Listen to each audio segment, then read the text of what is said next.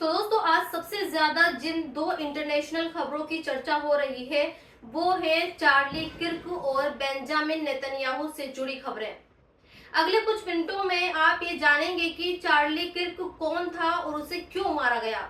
इसके अलावा आप ये भी जानेंगे कि बेंजामिन नेतन्याहू की 11 सितंबर की ऐतिहासिक तारीख पर कतर को लेकर नई सौगंध क्या है और इस सौगंध पर हमारे देश के प्रधानमंत्री ने क्या कहा है। लेकिन शुरुआत आज कश्मीर के एक मुस्लिम विधायक महराज मलिक से करते हैं। वैसे मुझे पूरी उम्मीद है कि महराज मलिक से जुड़ी कोई खबर आपने टीवी पर नहीं देखी होगी और ना ही आप देखेंगे, लेकिन आज मैं आपको एक वीडियो दिखाना चाहती हूं जिससे आप ये समझ पाएंगे कि जब कोई विधायक आम पब्लिक के लिए अच्छा होता है तो फिर क्या होता है। ये जो भीड़ आप देख रहे हैं ये महराज मलिक के लिए ही है और ये भीड़ महराज मलिक की गिरफ्तारी के खिलाफ उनकी रिहाई की मांग कर रही है। खैर अब आप ये जानिए कि रहमान मलिक है कौन और उन पर क्या इल्जाम है। रहमान मलिक जम्मू कश्मीर के डोडा से विधायक हैं और उन्हें पीएसए यानी पब्लिक सेफ्टी एक्ट के तहत हिरासत में लिया गया है। पीएसए एक ऐसा कानून है जिसमें बिना मुकदमा चलाए सरकार किसी को भी 1 साल के लिए कैद कर सकती है और इसी पीएसए के तहत सरकार ने महराज मलिक को हिरासत में लिया है। सरकार ने महराज मलिक पर 3 आरोप लगाए हैं। यहाँ पर जरा इन आरोपों को गौर से सुनिएगा। पहला आरोप महराज पर यह है कि उन्होंने सार्वजनिक व्यवस्था को बिगाड़ने वाला काम किया। आप इसी सिंपल शब्दों में इसे ऐसे भी समझ सकते हैं कि जब पिछले दिनों जम्मू कश्मीर में बाढ़ आई हुई थी और सरकार बाढ़ पीड़ितों की मदद कर रही थी, तब महराज मलिक ने सरकार को बाढ़ पीड़ितों की मदद नहीं करने दी और उनके काम में बाधा डाली। ऐसा महराज मलिक पर आरोप है। इसके अलावा महराज पर दूसरा आरोप सरकारी अधिकारियों के बदतमीजी और अब्यूजिव लैंग्वेज इस्तेमाल करने का भी आरोप है। और सिर्फ यही नहीं, महराज पर यह भी आरोप है कि उन्होंने कुछ सरकारी अधिकारियों को अपने ऑफिस में बंद किया था। इसके प्रशासन ने महराज मलिक पर जो तीसरा इल्जाम लगाया है वो है अपहरण, डराने और धमकाने का, और इसीलिए प्रशासन को लगा कि महराज मलिक सार्वजनिक व्यवस्था यानी पब्लिक ऑर्डर के लिए खतरा है, लिहाजा उन पर अब पीएसए लग चुका है और प्रशासन चाहे तो उन्हें अब 1 साल के लिए हिरासत में रख सकती है। हालांकि इंडियन एक्सप्रेस और कई दूसरे अखबारों में यह खबर छापी है कि महराज मलिक ने ये कहा है कि उन पर लगाए गए ये आरोप गलत हैं और उन्हें इसलिए हिरासत में लिया गया है क्योंकि वो अपने क्षेत्र के लिए अस्पताल बनवाना चाहते थे। फिलहाल महराज मलिक के लिए लोग सड़कों पर हैं और चूंकि महराज मलिक आम आदमी पार्टी के विधायक हैं, लिहाजा आम आदमी पार्टी भी उनको हिरासत में लिए जाने से नाराज है और इसे लोकतंत्र पर हमला बता रही है। लेकिन मैं आपको ये बता देती हूँ कि इतिहास में ऐसा पहली बार हुआ है जब जम्मू कश्मीर के किसी विधायक को पीएसए के तहत हिरासत में लिया गया है।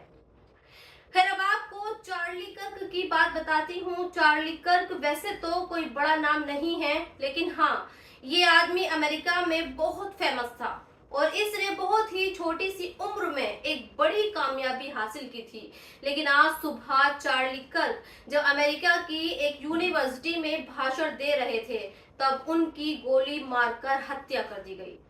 आज मैं आपको चार्ली कर्क के बारे में कुछ बताना चाहती हूँ जिससे आप ये समझ पाएंगे कि अमेरिका की राजनीति का ये युवा उभरता चेहरा आज क्यों मारा गया है। चार्ली अमेरिका में एक टर्निंग पॉइंट यूएसए नाम की एक प्राइवेट संस्था चलाता था। वो हमेशा ही लोगों के बीच जाकर अक्सर 3 बातें किया करता था। पहली बात, लोगों को अपने देश से प्यार करना चाहिए। दूसरी बात जो चार्ली अक्सर अपने भाषणों में दोहराता था वो ये थी कि लोगों को अपने पुराने रीति रिवाजों को नहीं भूलना चाहिए। इसके अलावा चार्ली के भाषणों में जो कॉमन बात थी वो सरकारों को लेकर थी। चार्ली कहता था कि किसी भी सरकार को ज्यादा पावर नहीं मिलनी चाहिए, यानी चार्ली चाहता था कि देश में अपोजिशन यानी विपक्ष भी मजबूत हो, तभी सरकारें बेहतर काम कर सकती हैं। अगर सरकारें मेजोरिटी में होती हैं तो फिर वो तानाशाही के साथ काम करती हैं।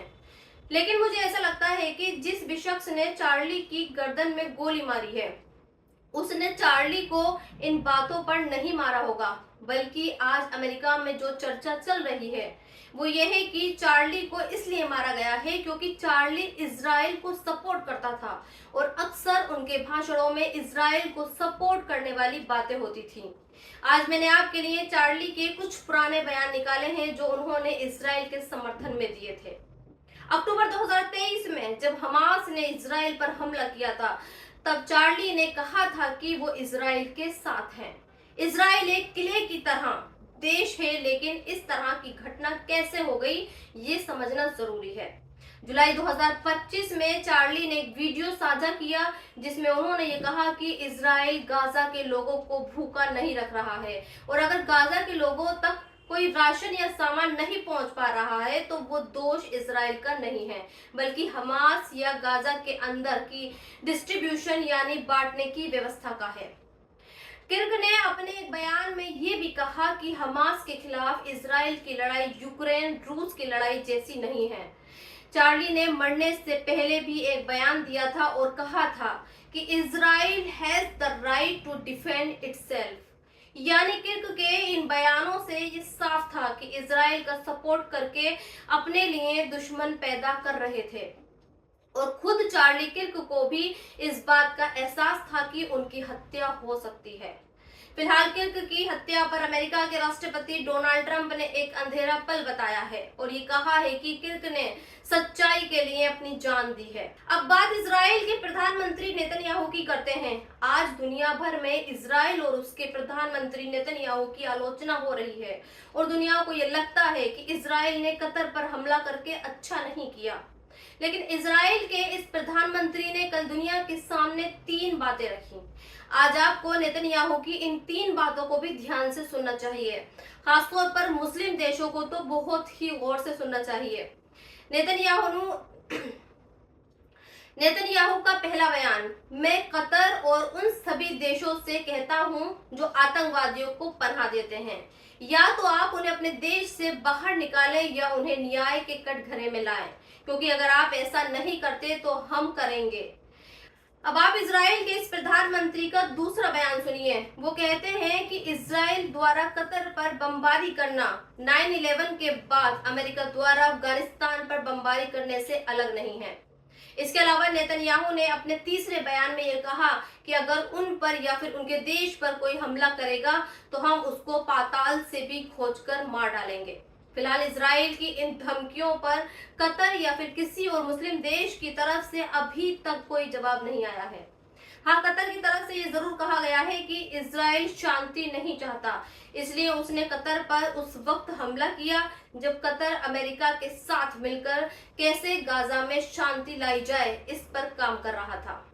आज मैं आपको कतर के कुछ डेटा के जरिए बताना चाहती हूँ कि अगर कतर इजराइल का नया दुश्मन बन गया और उसने कतर के साथ भी वैसा ही किया जैसा गाजा के साथ किया, तो फिर इसमें हमारे देश और उसके लोगों का कितना नुकसान होगा।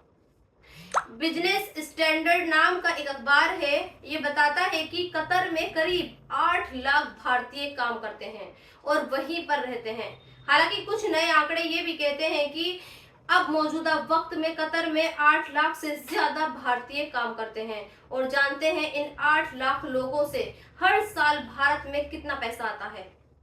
2023-24 के वित्तीय वर्ष में भारत को विदेशी रेमिटेंस के रूप में डॉलर 118.7 बिलियन यानी करीब 10 लाख करोड़ रुपए मिले थे। रेमिटेंस उस पैसों को कहा जाता है जो पैसा विदेशों से भारत में आता है और इसलिए कल हमारे देश के प्रधानमंत्री ने भी कतर पर हुए हमले की निंदा की।